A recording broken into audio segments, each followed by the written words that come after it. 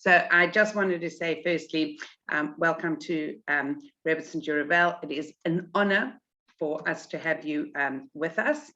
And I also just wanted to add that it is for me very special, because it is, I have Yotzah tonight for my father, 31 years, and we are also co-sponsoring the share tonight in the Zechus, Lahavdil, in the Zechus of a refuah shalema for Zahava Bas Reicha, who is having a major operation tomorrow, and we should just have her in mind at all times.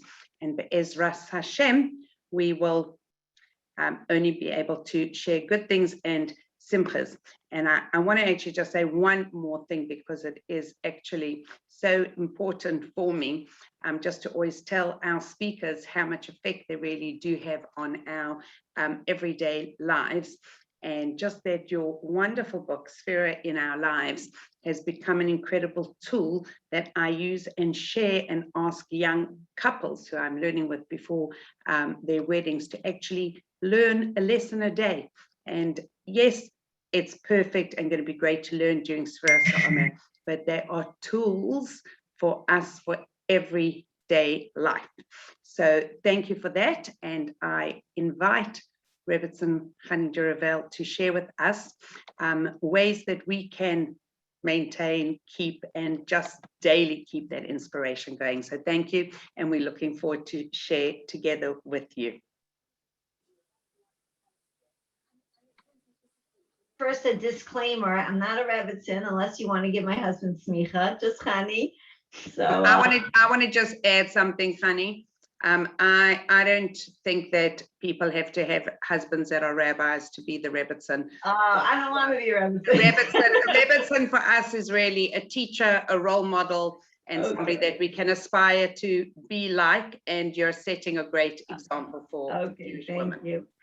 And I think there's no greater legacy to a person's life than to see the children he left behind. So I don't think any of us, I don't know if any of us knew Joanna's father, but the fact that, we have a sense of who he must have been by having a daughter like her is probably the greatest Eloi for his neshama. So to be a schus, and for the refuah shlema of the chola. Okay, so apparently Alexander the Great, he died in his early 30s. And we're told that he died as being heartsick. He actually didn't want to continue living. Here he was the greatest person that ever lived in his time, created these empires, basically ruled the world. And at the end of his young life, he said that he had no will to go on because there were no more worlds left for me to conquer.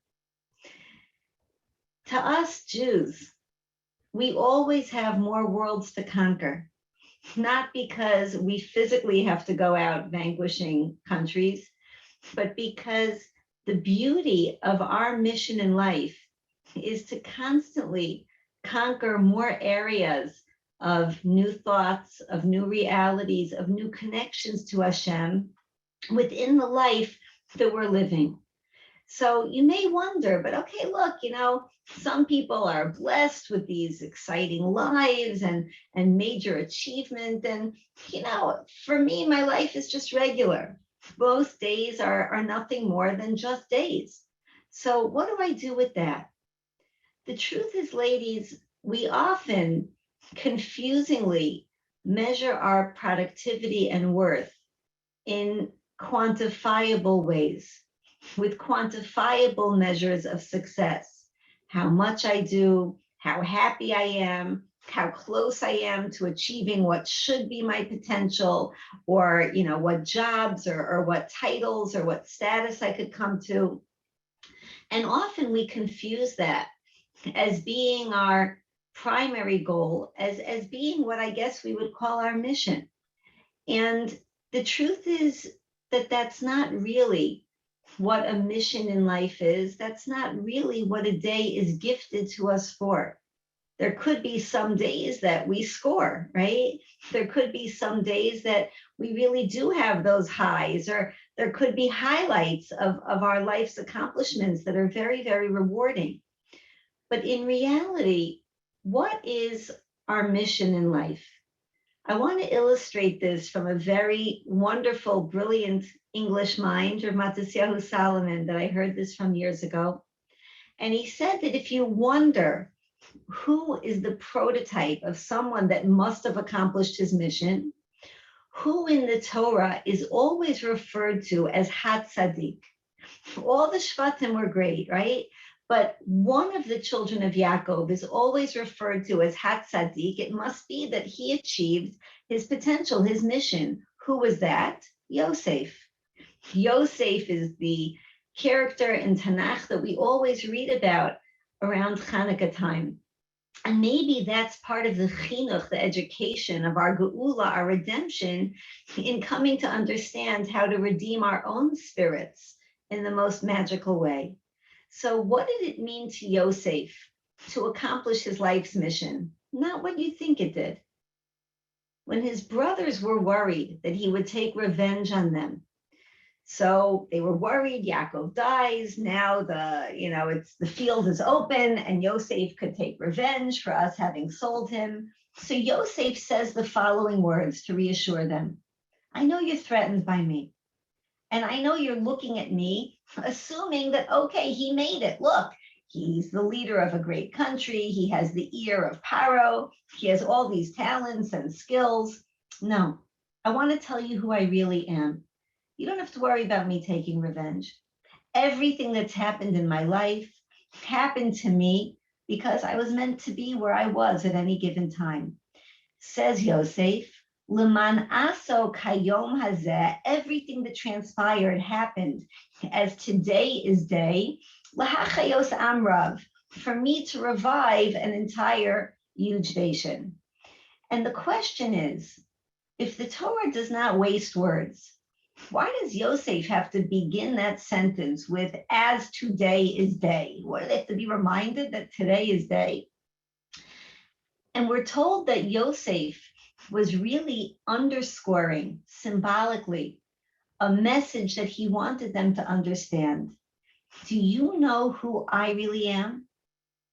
Do you know what my mission was in life and what I am most proud of having accomplished? The Gemara says that there was another time in Yosef's life that was also introduced to us in the Torah with those same words, Vayihi kayom hazeh. That was the day that Yosef was seduced by the wife of Potiphar.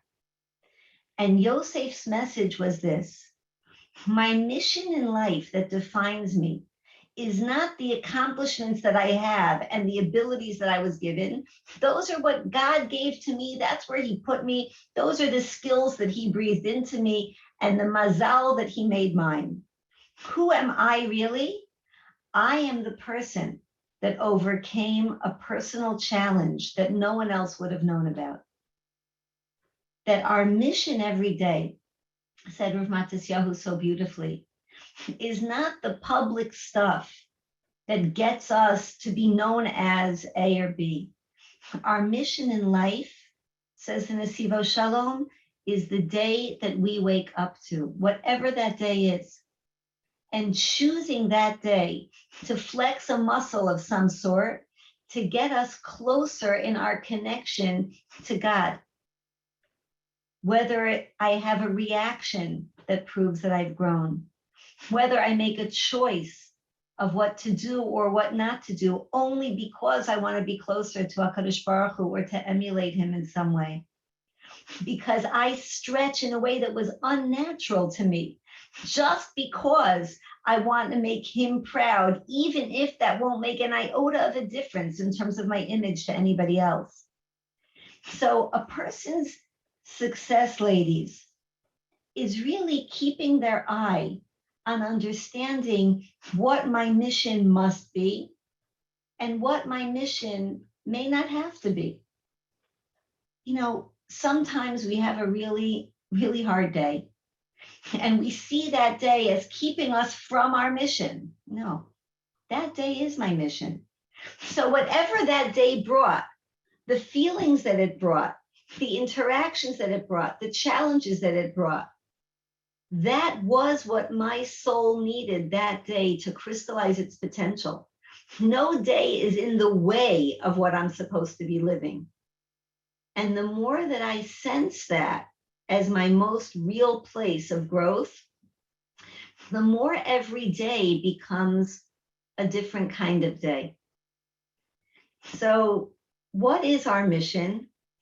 When Yaakov was leaving the cocoon of his parents' home, going into what he knew would be a very hostile, unfamiliar environment, he could have thought, I'm leaving my mission, right? I'm leaving my role as the son of Yitzchak and Rivka.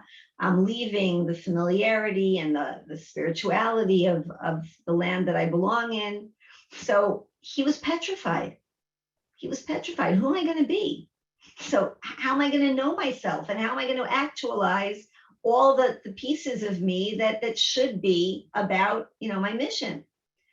So Hashem gives him a dream. And Rav Hirsch tells us that dream comforted Yaakov because it gave him an understanding, no matter where he was, of what his mission always could be. Let's look at that dream. Vayhi sulam mutzav arza. There's a ladder rooted on the ground. The rosh magia shemaima, the head of the ladder is in the heaven, and it creates this lovely scenario where angels are going up and down the ladder. Now, when I was 16, so I believed in always honoring my grandparents, especially by watching television with my grandmother. So we watched a lot of good TV together. And there was one commercial that I'll never forget. It shook me up so much as a teenager. I don't know, your culture is different, but it was a commercial for a donut place called Dunkin' Donuts here in America.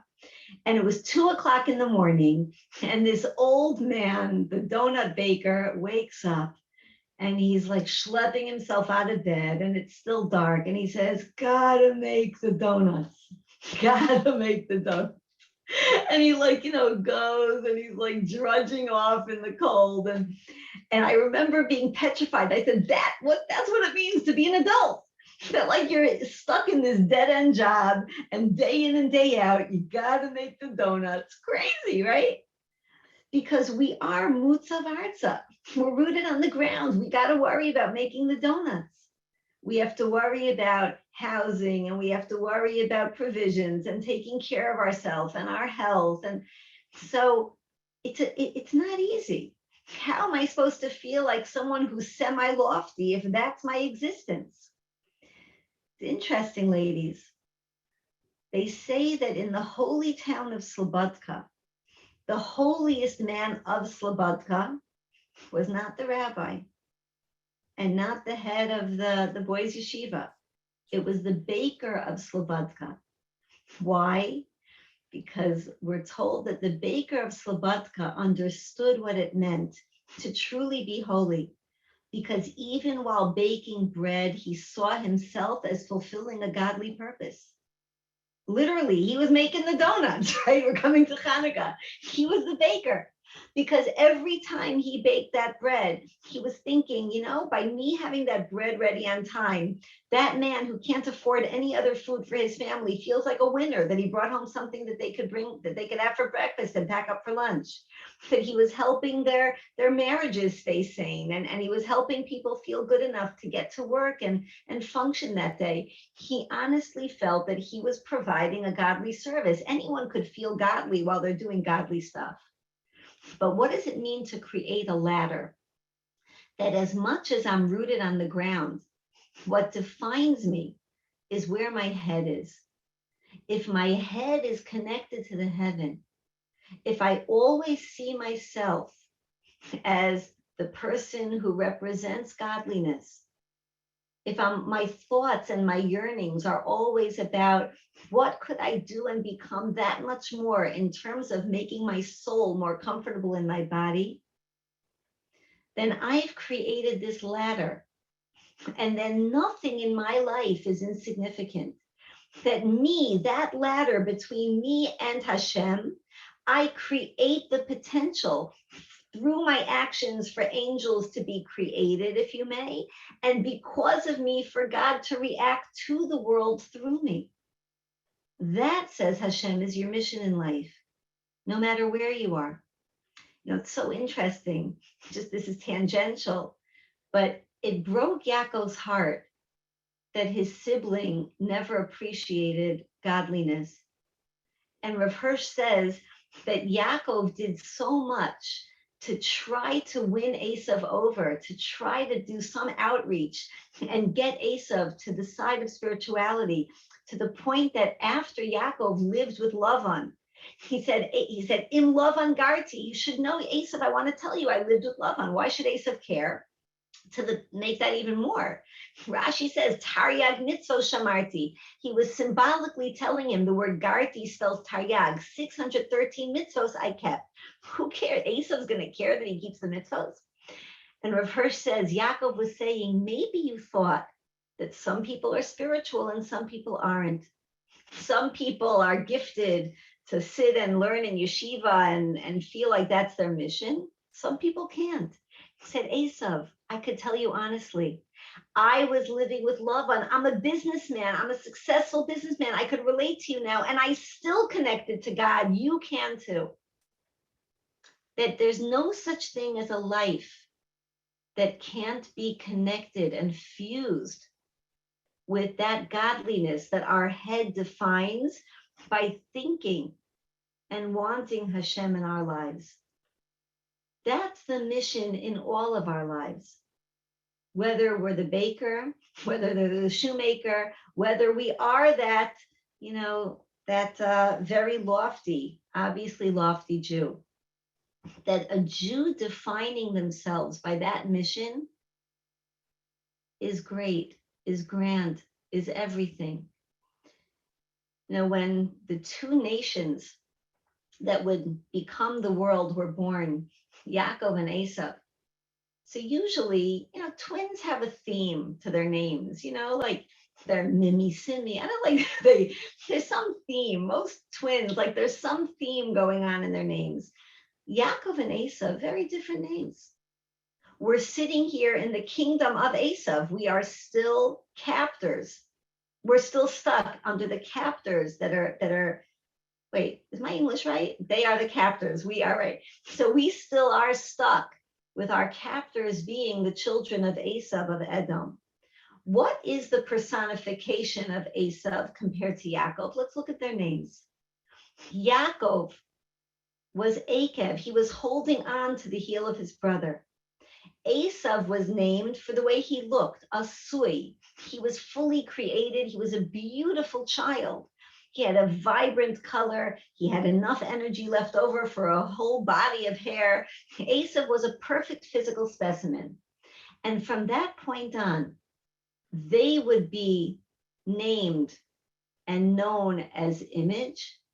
We would be focused on what we are doing, what we are holding on to. You could have two people living on the same block, in the same job, in the same zone in history, but one will find meaning in that because he values the mission of being godly, and the other will just define himself by the image of what he represents in a physical way.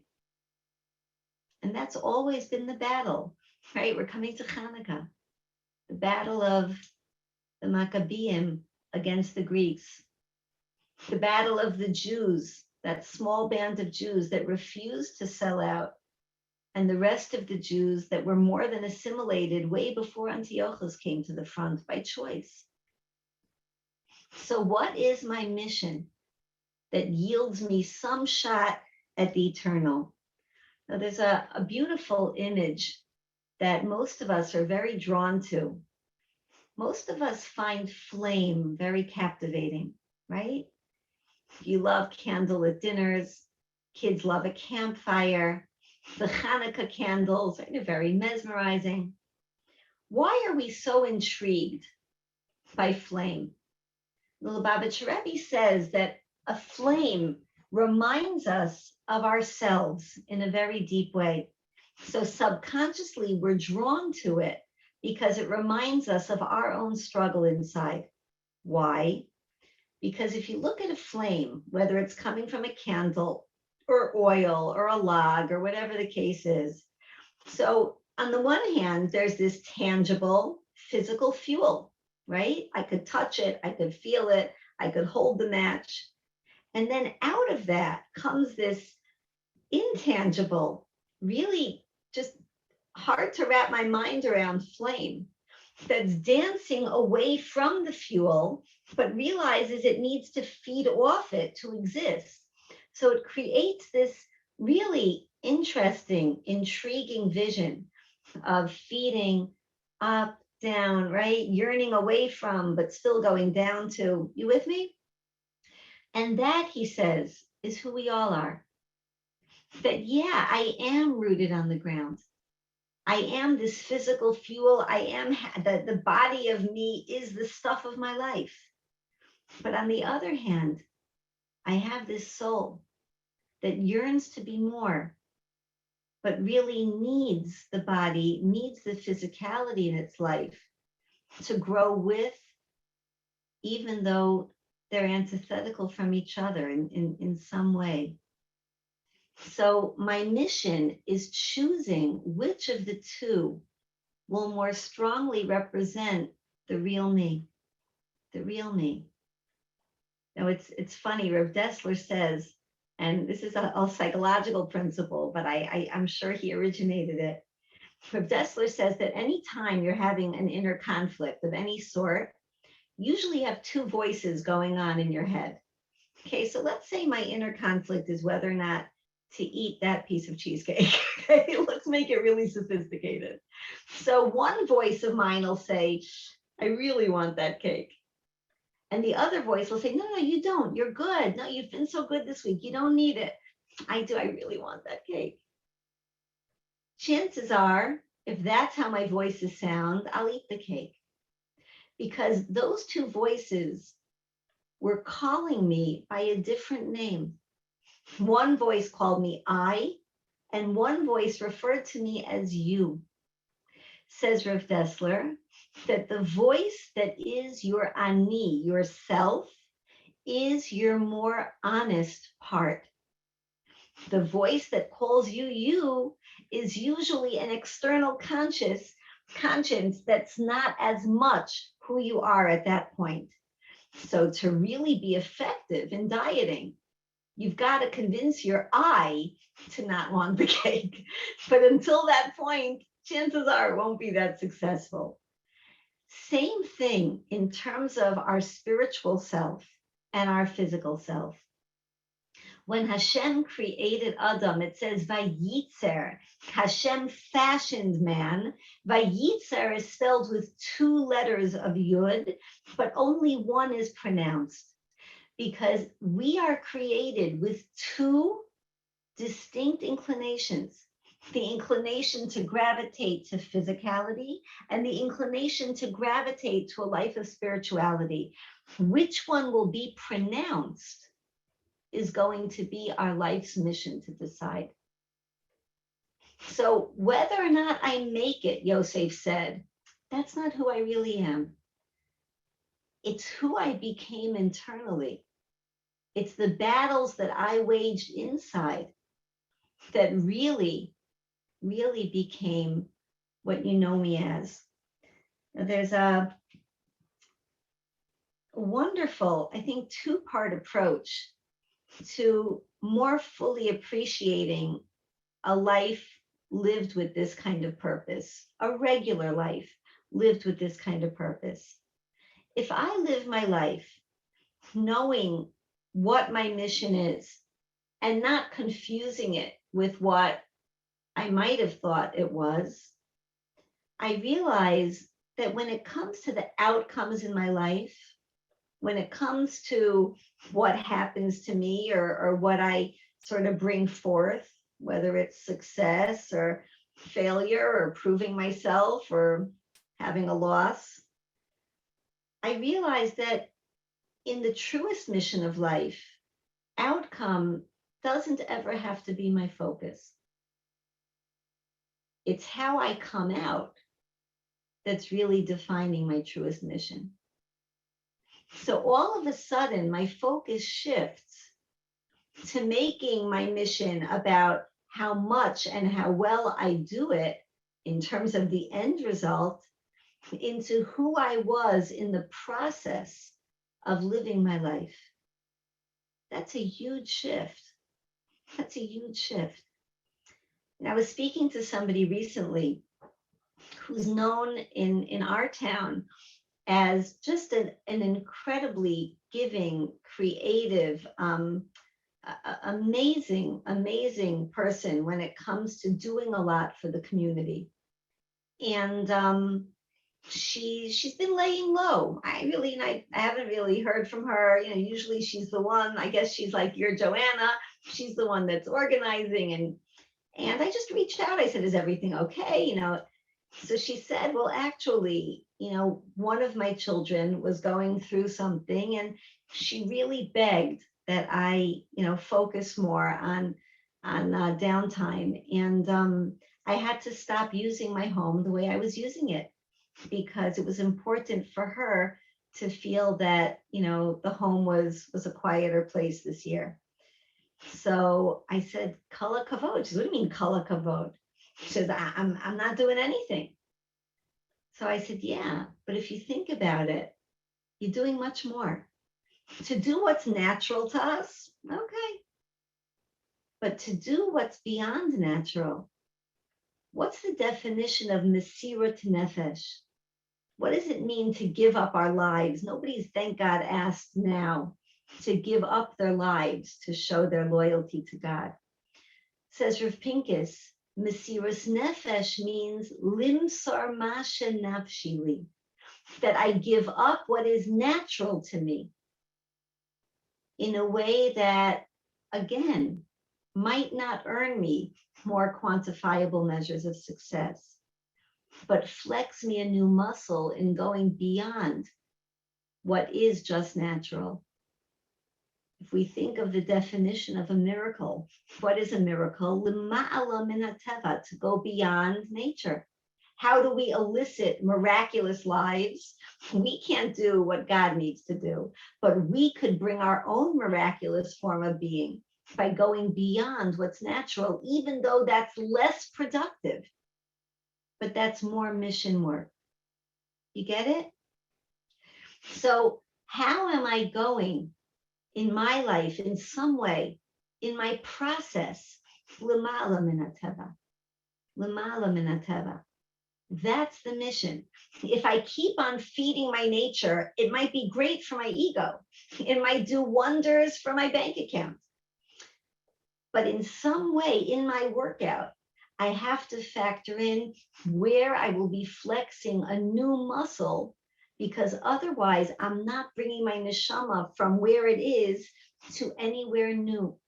So if there's not some form, whether it's getting along with someone in a better way, where it's incorporating some thought of Hashem in another way, where it's maybe saying no to something in a way that I hadn't, even though it'll be doing less, but if it's unnatural, it's really pushing me that much forward in my mission in a way that's counterintuitive to the outside world. So it's focusing on process as opposed to outcome.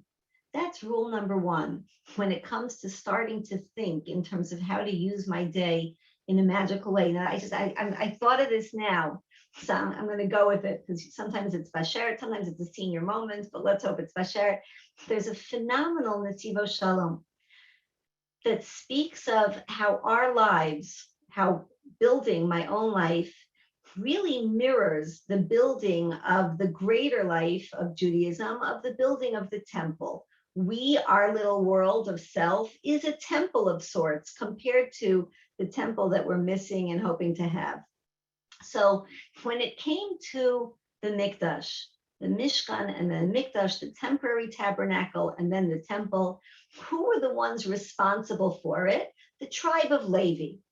And when the tabernacle was being set up and carried through the desert, the tribe of Levi was divided into three brothers who were responsible for the Mishkan. One brother was Kahas, that was responsible for the Holy of Holies. He was responsible for the inner workings of the most beautiful, beautiful parts of the Mikdash, the miraculous parts of the Mikdash, bringing the incense and the eternal light. And that was the children of Kahas. The children of Gershon did the holy, the next level, one step out of the holiness. They also performed some of the holy tasks. And in addition, they did some of the lighter lifting when it came to transport. The Merari, the children of Merari, did Merari, Mar, bitter. They did the hardest job. They were schlepping, they were dismantling. They did just the job that nobody else wanted to do. And they got, they really got nothing out of it in terms of, getting to shine. They were really just doing that heavy lifting. Since Siva Shalom says, in our day, we also have 3 types of days that construct our Mishkan. Some days are fabulously holy. We have clarity, we have success, we feel God in our lives, we're shining, amazing. Some days are Gershon, a little spirituality. I had a little bit of a high, and some little bit of schlepping, the average day, but there was enough to keep me going. And then there's some types of days or stages in our life that are just Merari, just really hard. And we can't even pretend to enjoy it. Says the Pasuk, Eile avodat hamishkan. All of them are equal parts of the working of the Mishkan. It's not better or more superior to be a Kahas than a Merari. And if you are a Gershon, if you would exchange your job for someone else's, you would not be fulfilling your mission, because your mission, again, is the day that you wake up to. So it's not that any of our neshamos are cheated out of a life that could have been more spiritually fulfilling, not if we live our life fully. So even if a person is in a terrible situation that they're not in control of, if that's the situation that they have to go through, A, they're not alone. God is holding and loving and hugging them through it.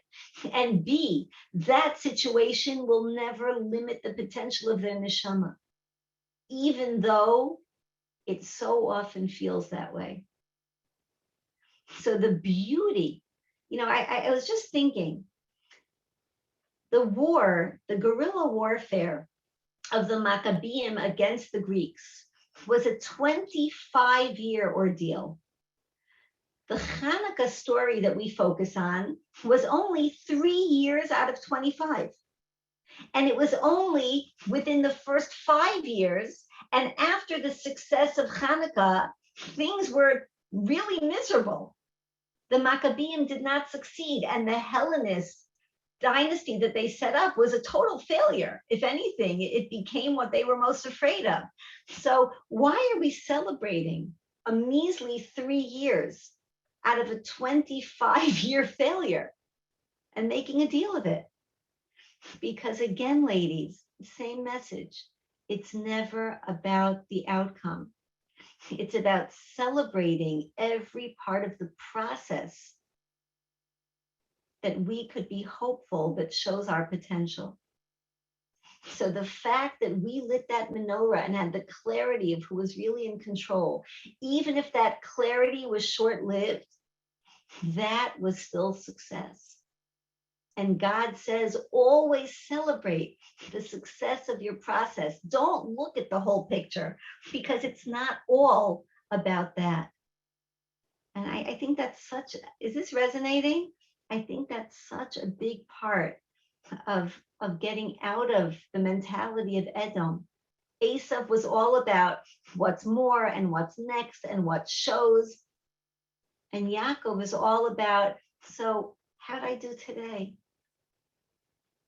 Did I move forward even just a little bit? do I inside know that I made a deeper connection, even if others don't see a shift in me? So that's number one, the process as opposed to the outcome.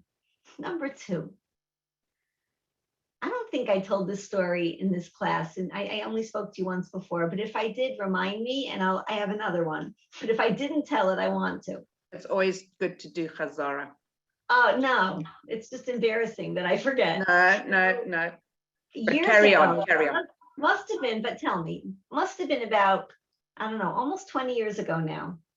So I got a very interesting phone call. So a woman that was coming into Muncie, she lived pretty far out of New York. She said, I'm coming into Muncie for a family wedding, and I'm hitting a very big birthday. So at that time, it seemed big. Now it doesn't seem that big to me. So she said, I'd like to give myself a birthday present. Can I book 2 hours of your time to go over my life? That sounded really exciting. So I said, I'm going to come in early. Meet me 8 o'clock in the morning. We're going to do this. It's very exciting. I can't wait to meet you. So did I tell the story, Joanna? No, okay. So the woman comes in, and you know how sometimes you see someone and you could tell this is a special person, like that, really, like you could just see, she had this shine to her. So she comes in and she says, so my life has been a total failure. I said, a total failure? She says, yeah. She says, so I'm 60. And when I was 18 years old, I remember being a really good kid. I was an idealistic girl. And I had 3 goals for my life, 3 goals to turn my life into what I wanted it to be. They were really good goals. And I have failed in every single one of them. What were my goals? I wanted a really good marriage. I wanted a deep connection. I wanted us to be, really just there for each other and understanding of each other. And I married someone, there's good qualities, but he's very difficult and he's somewhat on the spectrum, and marriage has been a struggle. So we live together, we raised a family, but we're not on the same page. We don't have that understanding. It's not like we gravitate to hanging out together. I don't have that marriage. My second goal was that I really wanted a delicious family. I wanted the type of kids that, they choose each other as friends and, all for one for all, the Brady Bunch, wrong good, but I wanted a really great family. So I have a number of children, very different. They come home, they each have their friends, they prefer others to each other. Again, I don't feel like we have that. My second goal, down the tubes. Third goal was that I had in mind to have such and such profession. And I really wanted to do something for the world, for people, to enact change. And so I wasn't great as a student. I could never really complete the schooling. And even after that, just the networking, we live in a small town. There weren't a lot of opportunities. I'm doing the same secretarial job in a dead end for over 3 decades. So I'm here to just mourn my life, that my life has been a failure on every level. And I have to just really accept that because, I'm getting closer to the end. So I said to her, I could appreciate the need to mourn, and sometimes if you don't eat a whole meal of what makes you miserable, you'll always have to snack on it. So let's sit and think of all of what's just awful about that. And we did. And I said to her, you asked for 2 hours. We still have an hour left. So what should we do? She says, I don't know. I think I finished. So I said, so, being that we have the time, do you mind if I try something else? So she said, yeah, it's fine. So I said, you mentioned at 18 that you knew what you wanted to do and be. And unfortunately, we already, understand that those things didn't happen. When you were 18, did you also have in mind what you swore you would never be or do? She said, I don't know. I have to think about that.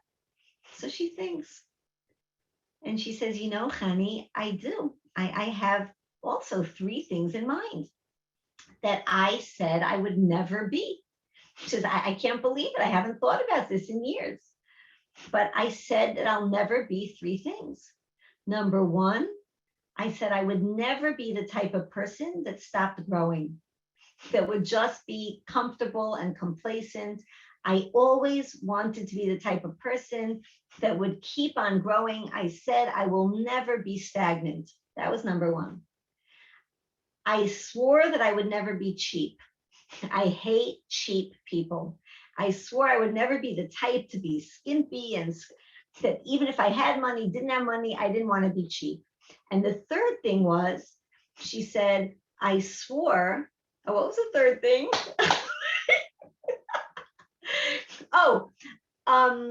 I swore that I would never be political.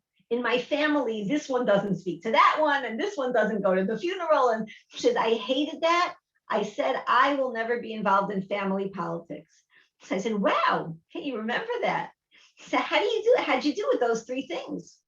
She says, the fact that I'm here, I'm always open to new people and new things and new learning. I run a book club, and she says, I could honestly say I've never become stagnant. Okay. Cheap. She says, we don't have a lot of money, but we have a very open house. We give, we're involved, we're generous. I didn't become cheap. And I'm here. I'm the only one of my siblings coming to this wedding because the rest are not speaking to the sibling. So I'm not involved in family politics. I said, you are a phenomenal success. She said, no, we just decided that I'm a failure. I said, you said you're a failure. So I said, but think about it. Ladies, this is so big to live our lives as more. What is the definition of bechira, of free choice, of free will? Typically, we say the definition of free will is that I could choose what to do. But that's not true. You can't choose what to do. Did Yosef choose what to do? He chose to go to Egypt. He chose to know the languages he did. We choose everything in our life. Halavai. But in America, we even have a problem choosing presidents. We don't choose everything that we have and what we do because there's such a bigger picture when it comes to our ability, to our networking, to where we are, to what we have. What is the definition of bechira, said Rav Shach? The ability to choose what we will never do. The ability to have the discipline of knowing who I will not allow myself to become, no matter what my circumstances. So I said to her, think about it. The things that you wanted to have, as beautiful as they weren't in your control. Your husband is not capable of having that connection. It's not his fault. It's not your fault. You're 2 wonderful people, but he's on the spectrum. What you were looking for is not really feasible. Unfortunately, the type of kids we have, as much as you put your heart and soul into them, they're not your accessories. You can't decide what they'll be to each other and to you. And the fact that you didn't make it in that profession, so your IQ, where you live, all of this was beyond you. But what you did not do for 42 years was because you made a conscious decision of the life that you would not give up. And that defines you. Ladies, how do I make every day more? I can't always have the day that I'd like. But I could be absolutely sure that I will not be the person living that day that I don't want to be. You know, I was in a girls' school a couple of weeks ago, and the principal was talking about how some people have the opportunity of coming to such levels. And she was talking about these heroes of the Holocaust and leaders. And so I said to her afterward, I said, I want to tell you something. That was very inspiring, but I think you're missing a mark. I said, my grandmother, Les Shalom, she wasn't a leader. And years after the war, I was speaking to her about her life. They were stuck in a DP camp for a couple of years after liberation because they didn't get clearance to come to America. So it was very, very difficult. Here, we're free on one hand, we're still in the DP camp. She was telling me about life there, and it was still so hard. So I said, but, so Booby, what did the kids do all day? She says, well, part of the day they were busy because they had the Rebbe to learn with. I said, what, Booby? The Rebbe to learn with? What Rebbe? There was a school? She said, no, there was no school. So, and there were very few kids their age. It was very unusual to have little kids. Most little kids, died. It was unusual. But I had those 2 hours with the Rebbe. So that kept them busy, and they learned a little. So I said, Booby, where'd you find a Rebbe? She's like, you have to have a Rebbe. The kids have to learn Torah. So I paid tuition. You get a Rebbe when you pay tuition. I said, how'd you pay tuition? She says, well, every day we got a piece of bread for everyone in the family. So I took half my piece, and I found a man in the camp that had taught Torah beforehand, and he taught the kids. So I said to this principal, I said, that story inspires me more than the stories of all the leaders you told, because everyone can decide what they will not be. I will not be a mother that doesn't think my kids deserve to learn, whatever that means. So even if I'm not the community leader, even if I'm not the person in a position to establish school systems, I could still decide not to relinquish a responsibility that I hold dear. So finding that mission in a regular life, I want to leave with this. This is like my favorite topic, but I think this is such a lifetime topic of thought. But I want to leave off with Chanukah. Chanukah is the definition of our mission in a very big way. Chanukah is the chinuch, the education of what geula means, of what it means to be redeemed. But we just said they blew it. They blew it. After that little, window of 3 years, things went down. They did not get all the Jews to leave assimilation. The Jews were very happy. Since Alexander, they weren't even pushed into it. They wanted to assimilate. Most of them weren't pushed by Antiochus. They were already assimilated long before. And they didn't regain freedom. They were still stuck under Greece and still tributaries. And then they made a dismal kingdom of their own. So what the chinuch of geula? Yes. Because what is the definition of geula, of redemption? Only Hashem could give us the redemption that we're really longing for. But freeing ourselves and realizing what is essential in our life, realizing that my life is the miracle that God created it to be, that He is responsible for me here in every which way. For a Jew to shift their focus and see their life differently, even if their life didn't change, is miraculous. And that's why Chanukah begins with the letters Ches, Nun, Chen. Chanukah is not a yontif. It's not a special different day. It's a regular, gotta make the donuts day. We do make donuts on Chanukah, right? It's a regular day. So what does it mean to have chen? I heard this years ago from Ephraim Waxman, and it changed my life. Maybe because my name is Chana, but it was very meaningful to me. The number ches, every letter in Hebrew has a numerical value. Ches is 8. Nun is 50. What do 8 and 50 have in common? 8 is 7 plus 1.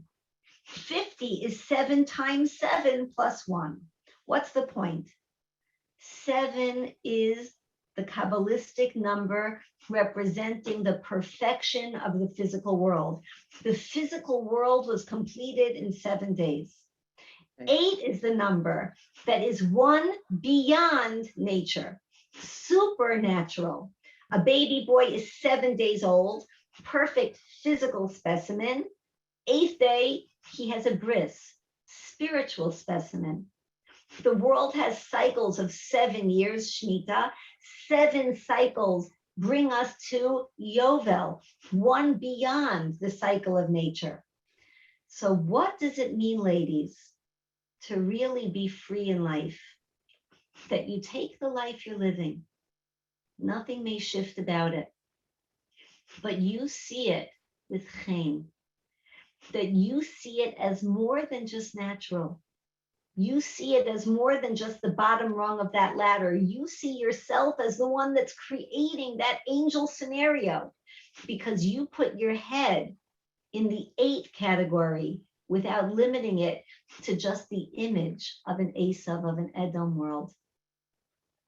To do that, what is the recipe? One more message from the name Chanukah. Chanu b'chaf Hey.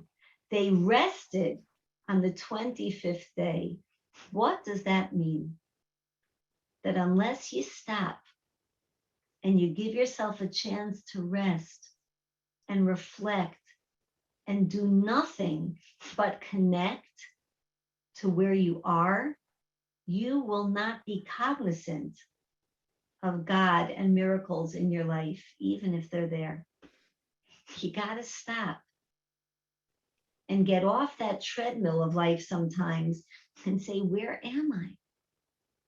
I know what the day looked like, but where's my head?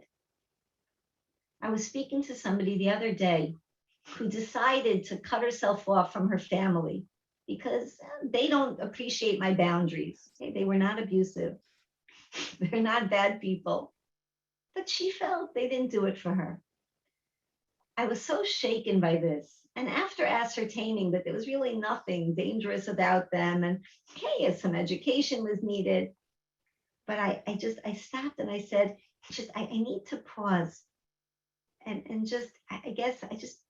need to pause and wrap my mind around, around this reality that we're talking about, that, that you're taking these people out of your life consciously. She said, well, what do you mean pause? So I said, because there's a lot to think about here. Just to pause and maybe even mourn that. And when I asked her to stop and think about it with me, she says, well, maybe there is another choice, right? But if we don't stop and think of who we are, of who we're not, of where we want to go, of where we don't have to go, then we really do just live life on that treadmill of Asav. Chanu b'chaf Hey, just rest. Just take that pause. And sometimes that's the most productive way to fulfill a mission, not by doing, but by letting yourself be in that place that knows that you're in Hashem's hands, that He's got your back, and that this day was really the day. So let's hope we get there, Mirz Hashem. Just want to end off with something cute that all of us in Galus, right? Our dreidel says Nun Gimel Hey Shin. Nes Gadol Hayasham. In Israel, their dreidel is Nes Gadol Hayapo. That a great miracle happened here. We say it happened there. They say it happened here. I think in life we need 2 dreidels. We need to know that God's spin, right? The spin comes from the top. We're just the pawns. Purim, we spin the bottom. He goes along with us. That's another class. So one dreidel in life, when life is spinning, one dreidel says, it's a great miracle that even when you're living in a life that's not ideal, in your mind, you're there. You're still with God. You're still on top. And another miracle in life is hayapo, to really be in your life here in a way that's mindful, in a way that's making the most of it. So wishing all of us both miracles, and then to just give God room to do the rest. Thank you. That was absolutely beautiful.